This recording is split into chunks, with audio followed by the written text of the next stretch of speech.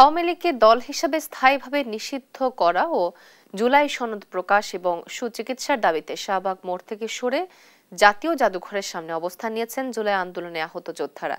রোববার রাত 10টায় শাহবাগ মোড় থেকে সরে জাদুঘরের সামনে অবস্থান নেন তারা। এ সময় দাবি আদায় না হওয়া পর্যন্ত আন্দোলন চালিয়ে যাওয়ার ঘোষণা দেন তারা। এর আগে রাত 9টায় পুলিশ এসে প্রথমে শাহবাগ মোড়ের গুরুত্বপূর্ণ 4টি সড়কের ব্যারিকেড তুলে দেয়। পরে শাহবাগ মোড়ে স্লোগান দিয়ে জাদুঘরের সামনে চলে যান আহতরা। এরপর যান চলাচল শুরু হয়।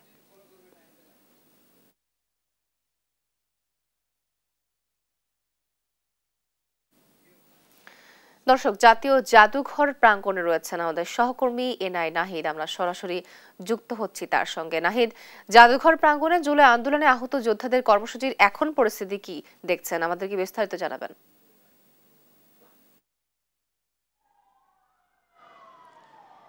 ধন্যবাদ তোয়া। যেমনটি আপনি বলছেন, এই মুহূর্তে আমি আছি জাদুঘরের সামনে। আপনি জানেন যে জুলাই আন্দোলনে আহতরা কিন্তু 3 দফা দাবিতে, অর্থাৎ আওয়ামী লীগকে স্থায়ীভাবে নিষিদ্ধ, জুলাই সনদ প্রকাশ এবং সুচিকিৎসার দাবিতে কিন্তু শনিবার রাত থেকে শাহবাগ মোড়ে অবস্থান কর্মসূচি পালন করছে এবং গত রাতে কিন্তু তাদেরকে শাহবাগ মোড় থেকে সরিয়ে জাদুঘরের সামনে অবস্থান করার জন্য বলা হয়েছে এবং তারা কিন্তু শান্তিপূর্ণভাবে এখানে অবস্থান কর্মসূচি পালন করছে এবং এই মুহূর্তে কিন্তু যান চলাচল স্বাভাবিক আছে।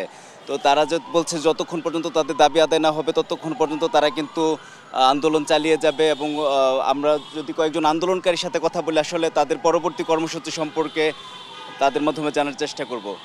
আপনারা এখন কি চাচ্ছেন? আমরা আমাদের 3 দফা ছিল, সেই 3 দফায় আছে।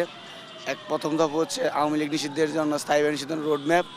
দ্বিতীয় দফাটা হচ্ছে সবচেয়ে ইম্পর্টেন্ট, সেটা হচ্ছে জুলাই ঘোষণাপত্র সাংবিধানিকভাবে স্বীকৃতি দিবে সেটার রোডম্যাপ।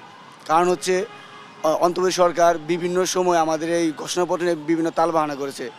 বলেছিল 31 ডিসেম্বর পর রাষ্ট্রীয়ভাবে তারা ঘোষণা দিয়ে দিবে, যা এখনও দেয়নি। 5 মাস হয়ে গেছে। মার্চের দিকে উনি বলেছিল যে ঘোষণা দিবে, দেয়নি। আমরা চাচ্ছি যে গত পরশুদিন যে বলছে রাতে যে ঘোষণা দিবে, আমরা তার কথায় বিশ্বাস পাচ্ছি না। সেই জন্য তার প্রমাণস্বরূপ আমরা একটা, যেমন আওয়ামী লীগ নিষিদ্ধের জন্য একটা প্রজ্ঞাপন জারি করবে, ওই রকম জুলাই ঘোষণাপত্র যে সে আগামী 30 দিনের মধ্যে দিবে, তার জন্য একটা প্রজ্ঞাপন চাচ্ছি যে 30 দিনের মধ্যে সে এটা দিবে জুলাই ঘোষণাপত্র। তার একটা প্রজ্ঞাপন চাচ্ছি, তার স্বীকারোক্তি চাচ্ছি, লিখিত স্বীকারোক্তি।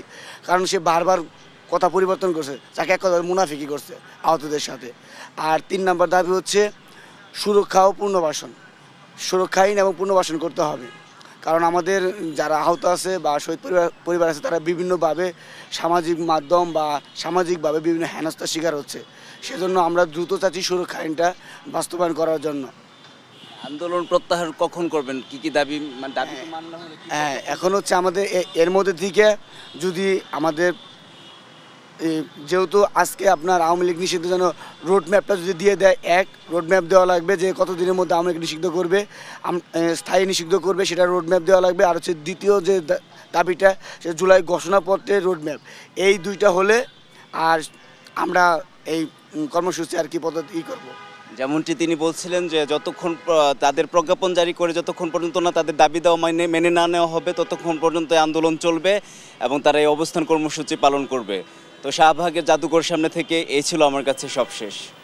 আপনাকে ধন্যবাদ। দর্শক, শাহবাগের জাতীয় জাদুঘর প্রাঙ্গণ থেকে আমাদের সাথে সরাসরি যুক্ত ছিলেন আমাদের সহকর্মী এনআই নাহিদ।